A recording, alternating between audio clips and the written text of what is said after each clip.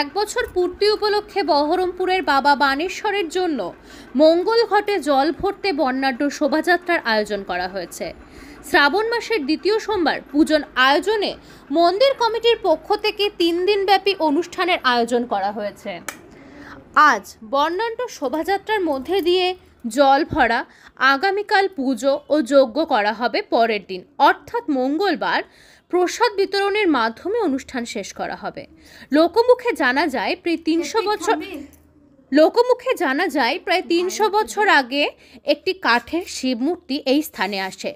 এলাকাবাসীদের কথায় এই মূর্তিটি স্থাপন করা হয় ও মন্দির তৈরি করা হয়। ওই শিব থেকেই নামকরণ হয়েছে বাবা বানেশ্বর। ভক্তি শ্রদ্ধা দিয়ে পুজো করলে মনের আশা পূর্ণ হয় বলে লোকমুখে প্রচলিত।